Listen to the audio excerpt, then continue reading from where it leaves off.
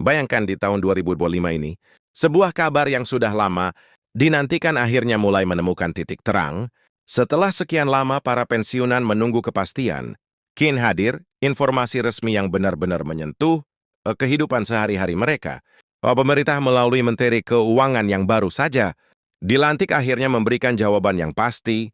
Gaji pensiunan akan mengalami kenaikan hingga 16%. Kabar ini bukan sekedar isu atau janji yang sering terdengar dari mulut ke mulut, melainkan telah dipastikan oleh Taskpen sebagai lembaga resmi yang mengelola pembayaran pensiun bagi jutaan ASN, PNS TNI, dan Polri di seluruh Indonesia. Kenaikan ini tentu bukan angka kecil. Bayangkan, tambahan 16% dari gaji pensiun akan sangat membantu dalam memenuhi kebutuhan sehari-hari, dari kebutuhan pokok seperti beras, minyak goreng, gula hingga biaya kesehatan yang semakin meningkat. Seiring bertambahnya usia, semuanya akan sedikit lebih ringan dengan adanya tambahan tersebut. Bukan hanya itu, kepastian ini juga memberi rasa tenang bagi para pensiunan yang selama ini selalu dihantui rasa khawatir.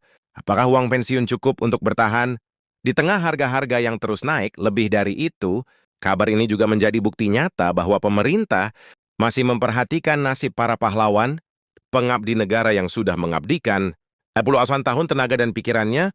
Tidak jarang banyak pensiunan merasa seolah terlupakan setelah memasuki masa purna tugas. Namun dengan adanya kebijakan baru ini, jelas terlihat bahwa suara mereka masih didengar, dan yang lebih penting, fakta ini bukan lagi sekedar rumor. Taspen sudah mengonfirmasi secara resmi, sehingga para pensiunan tidak perlu lagi bertanya-tanya atau termakan kabar yang simpang siur.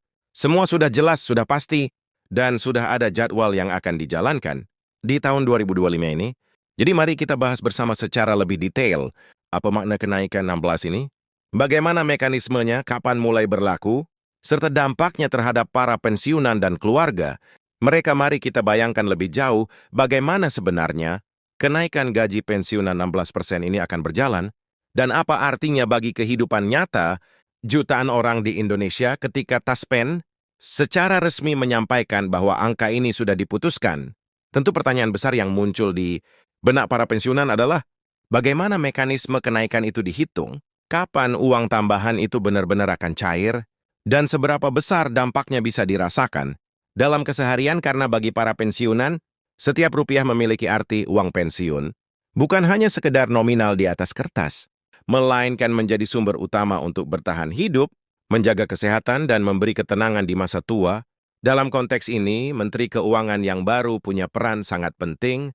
Setiap kali ada pergantian Menteri Keuangan, selalu ada rasa penasaran dan harapan besar apakah Menteri yang baru ini akan lebih berpihak kepada rakyat kecil, khususnya para pensiunan. Apakah ia punya keberanian untuk mendorong kebijakan yang lebih prososial, bukan hanya pro angka dalam laporan keuangan negara. Dan ternyata jawaban pertama dari beliau cukup menggembirakan. Dengan dukungan penuh Presiden dan koordinasi dengan Taspen, akhirnya keluar keputusan bahwa tahun 2025 akan menjadi momentum kenaikan gaji pensiunan sebesar 16%. Kalau kita tarik ke kehidupan sehari-hari, kenaikan ini mungkin terdengar sederhana, namun bagi banyak pensiunan yang hanya mengandalkan uang bulanan dari Taspen, tambahan itu bisa menjadi penyelamat. Bayangkan seorang pensiunan guru yang setiap bulan menerima gaji pensiun Rp2.000 dengan kenaikan 16%, dia akan menerima tambahan sekitar Rp320.000 per bulan. Uang itu mungkin cukup untuk membeli obat darah tinggi yang rutin harus diminum atau menambah anggaran belanja dapur agar anak cucu yang datang berkunjung bisa makan dengan layak. Bagi sebagian orang, jumlah itu tampak kecil, tetapi bagi seorang pensiunan yang hidup sederhana, setiap tambahan rupiah membawa rasa lega yang luar biasa. Lalu bagaimana tunggangan pensiunan yang dulunya menjabat sebagai ASN dengan golongan yang lebih tinggi, atau dari mereka yang berasal dari TNI dan Polri?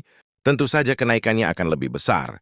Karena dihitung berdasarkan persentase, misalnya seorang pensiunan perwira yang menerima Rp2.000 per bulan, dengan tambahan 16% berarti ia akan mendapatkan lebih dari Rp100.000 tambahan. Jumlah ini bisa membantu banyak hal, mulai dari biaya pendidikan cucu, perbaikan rumah yang sudah tua, hingga tabungan kecil untuk kebutuhan darurat. Namun yang menarik bukan hanya angka-angkanya, tetapi juga pesan moral di balik kebijakan ini. Pemerintah seolah ingin mengatakan bahwa mereka tidak melupakan para pensiunan. Selama ini banyak kritik yang muncul bahwa negara terlalu sibuk mengurus pembangunan infrastruktur, investasi asing atau urusan politik, ya tetapi melupakan kesejahteraan para abdi negara yang sudah menghabiskan separuh lebih hidupnya untuk melayani masyarakat. Kenaikan ini, walaupun tidak akan langsung menyelesaikan semua masalah, setidaknya menjadi sinyal positif bahwa ada perhatian nyata. Dari pemerintah kita juga perlu membahas bagaimana Taspen bekerja di balik layar untuk memastikan pembayaran ini berjalan lancar. Selama bertahun-tahun, Taspen sering menjadi sorotan, terutama terkait dengan keterlambatan pencairan, masalah administrasi atau data yang belum sinkron, tetapi dalam beberapa tahun terakhir, ada perbaikan besar-besaran, terutama dengan sistem digitalisasi layanan. Pensiunan kini tidak perlu lagi selalu antre panjang di kantor cabang, karena banyak hal bisa dilakukan secara daring. Dengan adanya sistem ini, Taspen menjamin bahwa kenaikan 16% tidak akan menimbulkan kebingungan.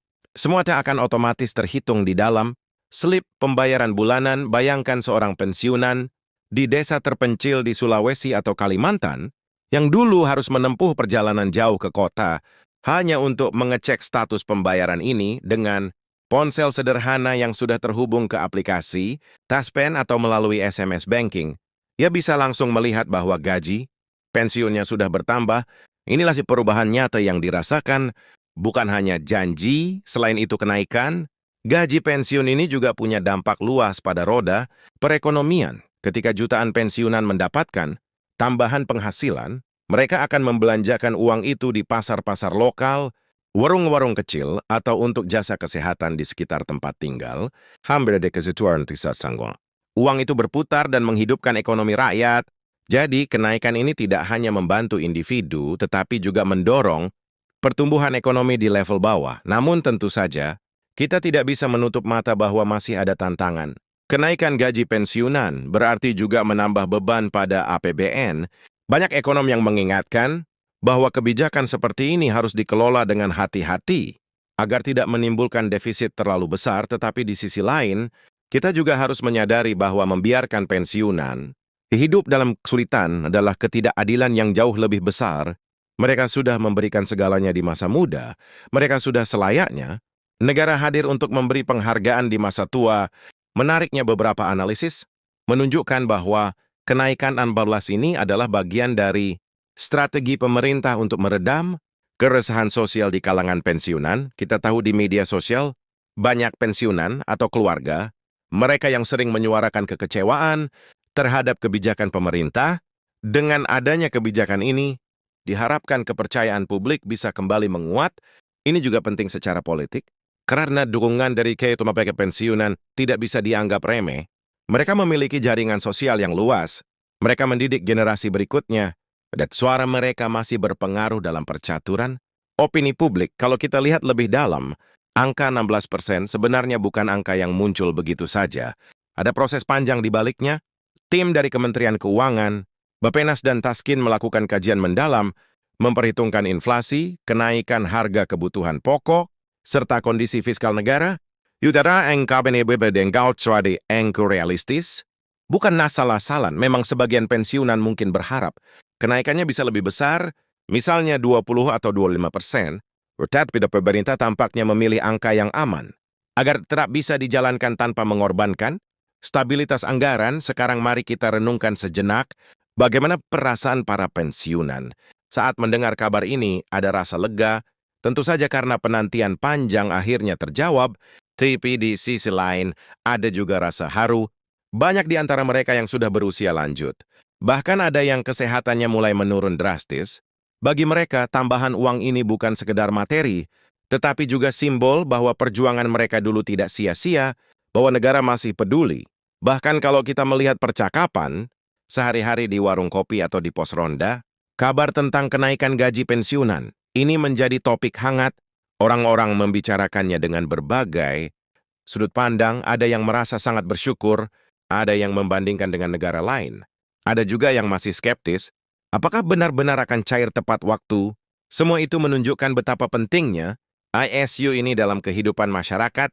Kita juga tidak boleh melupakan bahwa di balik angka-angka dan kebijakan, Ada cerita manusia, ada seorang mantan, perawat yang dulu bekerja di rumah sakit daerah dengan penuh dedikasi, kini di usia senja harus bergantung pada uang pensiun.